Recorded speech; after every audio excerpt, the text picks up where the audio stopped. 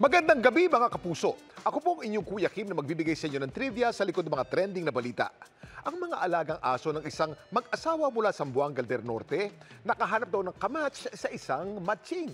Alamin natin ang kwento ng pagkakaibigan ng mga aso at ng unggoy na si Moymoy. A dog is a man's best friend daw. Pero ang best friend ng mga asong ito mula Gutalak, Sambuanga del Norte, hindi raw tao kundi isang unggoy. Birbis silang nakikipag-bonding sa matching. Ang mga aso at ang BFF nilang unggoy na si Moymoy, mga alaga ng mag-asawang Dodong at Ching. Taong 2017, ang kupkupin daw nila si Moymoy nang makita nilang mag-isa ito sa bukid. Nakita po namin si Moymoy nung nag-uma kami sa kinakahol ng aso. Papakawalan namin sana sir, pero maliit pa kasi. Kaya hindi siya mabuhay kung ibalik namin sa forest. Kaya inalagaan muna namin para siyang bata. Tapos naghihingi ng pagkain kapag gutom. Hindi naman ako nahirapan sa pag-alaga ng unggoy kasi mabait naman siya. Si Moymoy napamahal daw sa mga kumupkup sa kanya. Kaya kahit ibalik man daw nila ito sa gubat, umuwi pa rin daw ito sa kanilang tahanan. Gusto na niya at napamahal na din namin. Parang anak na. Tinuring namin. Wala kasi kaming baby. Kapatid naman daw ang turing ni Moymoy sa mga alagang aso na mag-asawa. Parati niyang kasama yung aso ko kung saan kami magpunta. Kama niya pagtulog sa gabi. Kaya napamahal na din siya sa aso. Yung mga monkeys naman, very intelligent animals yan. Social animals sila. So sanay sila na may mga kasama silang ibang mga hayop na kagaya nila. So dahil si Moymoy wala naman siyang kasamang mga unggoy, baka rin natutunan niya rin na itong mga aso na to, yung mga kasama niya. Pero batid ni Dodong na sa pag-viral ni Moymoy, maaari ito bawiin sa kanya ang alaga. Kaya handa raw siyang magproseso ng mga kaukulong papeles para maging legal ang pag-alaga niya kay Moymoy.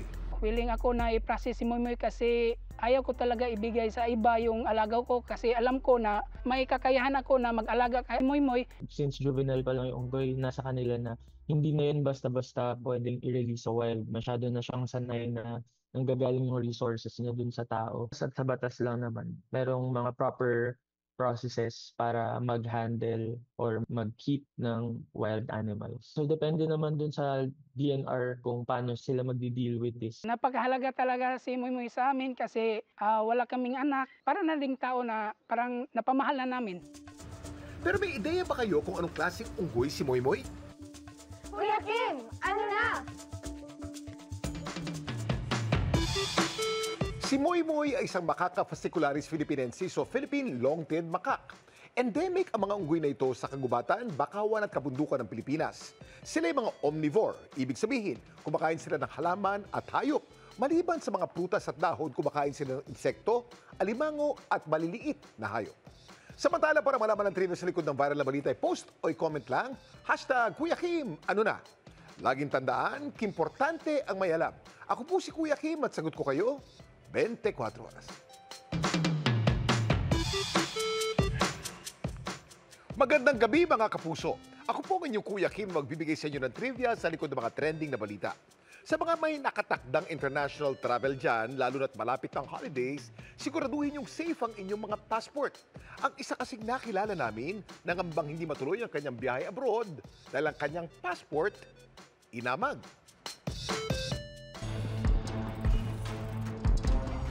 Abot langit ang pangamba ng taga-Mandaluyong na si Juan Tiza.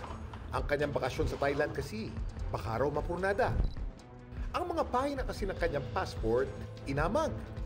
Pinahanap ko po sa kapatid ko yung passport ko. Nakita po namin sa maleta. Pagka-open po, biglang nakita niya po malamig tapos ang daming amag. Siguro po nanggaling po yung amag kasi na-stuck po siya sa maleta tapos nasa isang storage room lang siya.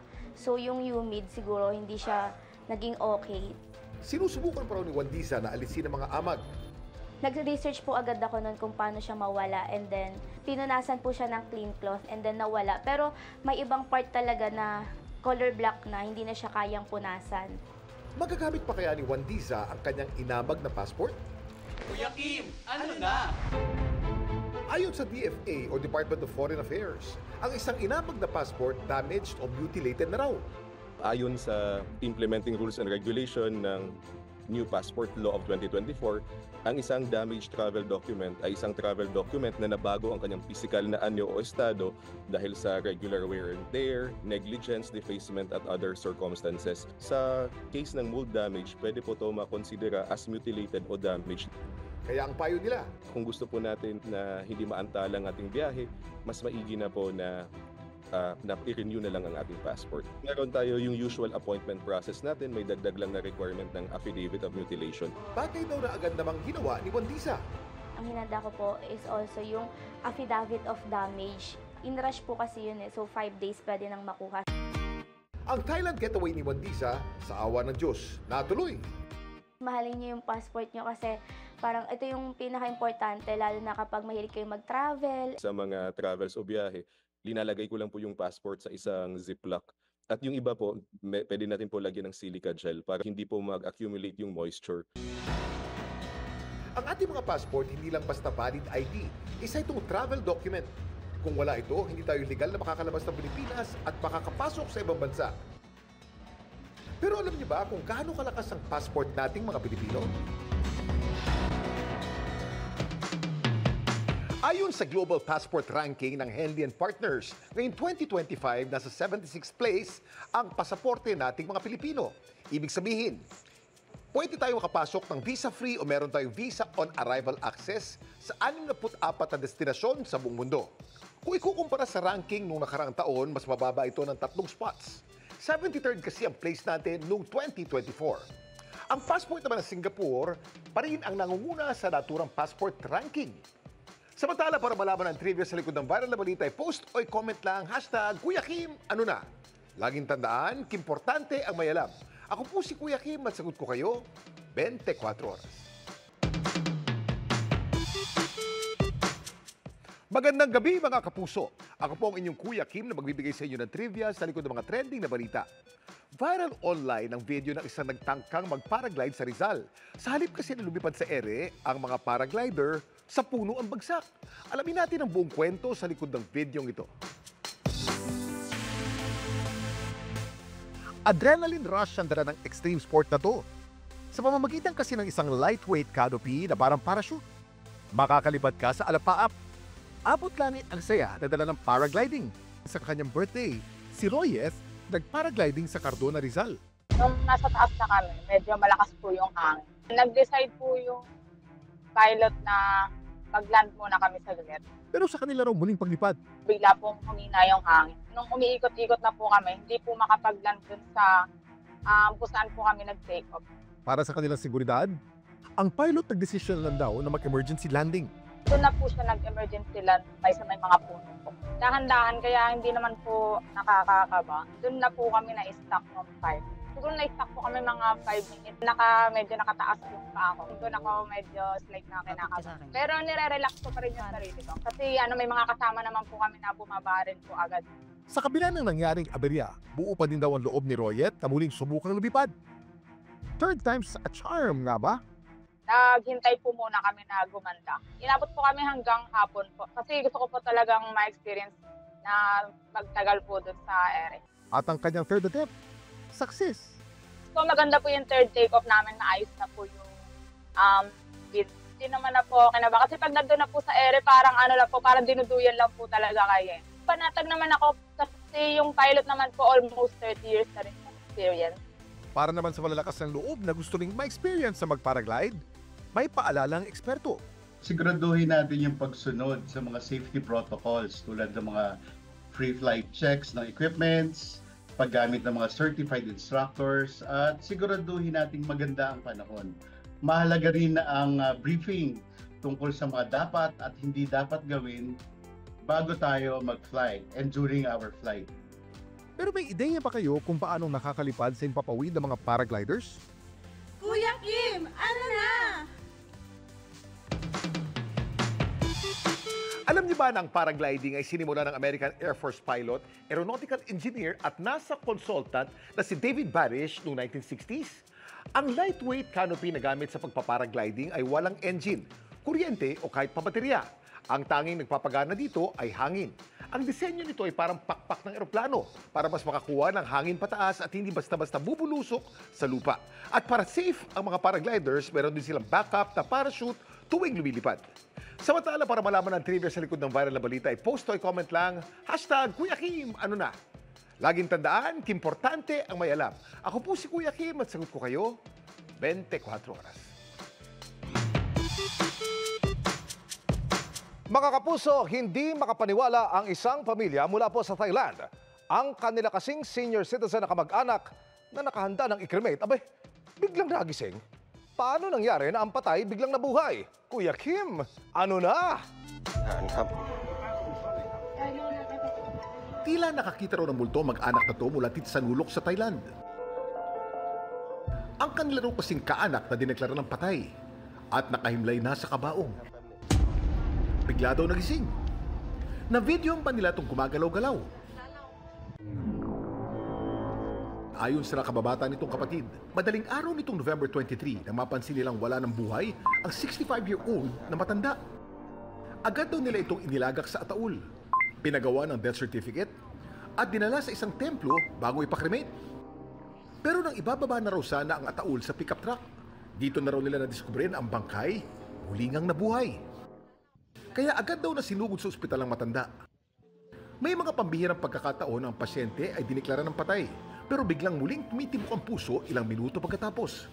Ito'y tinatawag na Lazarus Syndrome. Yun ay pangyayari kung saan yung pasyente na tumigil na yung puso ay sumailalim sa CPR o yung tinatawag nating cardiopulmonary resuscitation. Yung resuscitation ay ginagawa para bumalik yung pagtibok ng puso.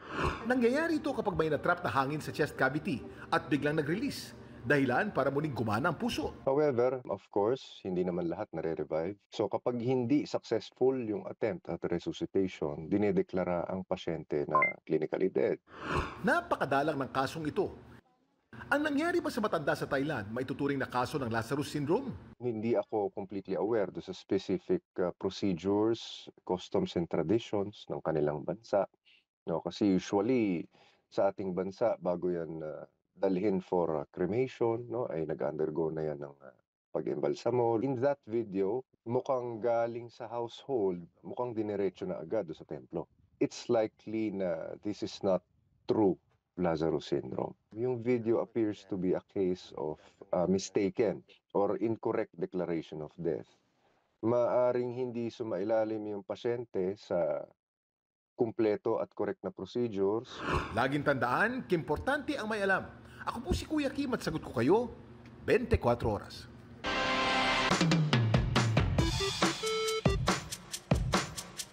Parang pinatubo ang pumutok na balita kamakailan.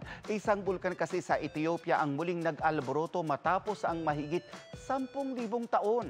Paano nangyari yan? Kuya Kim, ano na? Sa kauna-unahang pagkakataon sa loob ng 12,000 taon, pumutok ang Haile Gubi, isang shield volcano matatagpuan sa Ethiopia sa Africa. Naglabas ito ng makapal na ash plume na umabot sa halos 15 kilometro ang taas. Ang binuga naman itong abo, kumalat sa Yemen, Oman, India at Northern Pakistan. Paliwanag ng eksperto, ang pagsabog ng Haile Gubi ay posibleng dulot ng paggalaw ng active lava. Malapit kasi ang Haile Gubi sa Mount Erta Ale, na pinakaaktibong bulkan sa Ethiopia. Erta Ale is a magma lake, as you know. So the magma is not very deep, it is just close to the surface. So this eruption went off with no much earthquake activity. But it was energetic enough to cause very huge plume, volcanic plume in the atmosphere. Bagamat wala pang kumpirmadong nasawi o malawakang pinsala, nagpatupad ng rerouting ang ilang flight sa Africa at Middle East. Batay naman sa datos ng Smithsonian Institute, walang tiyak na impormasyon kung kailan ang huling putok ng Haile Gubi. Pero kung ilang geologic evidence ang pagbabasihan, ang huling pagputok nito ay nangyari 12,000 years ang nakakaraan. Kaya ang biglaang pagputok ng Haile Gubi, nagsisilbing paalala na ang mga bulkan, kahit yaong tahimik lang o walang aktibidad sa loob ng libu-libong taon, ay maaaring magising ng walang malinaw na babala. Kaya laging tandaan, importante na laging maging handa. Ito po si Kuya Kim at sagot ko kayo 24 oras.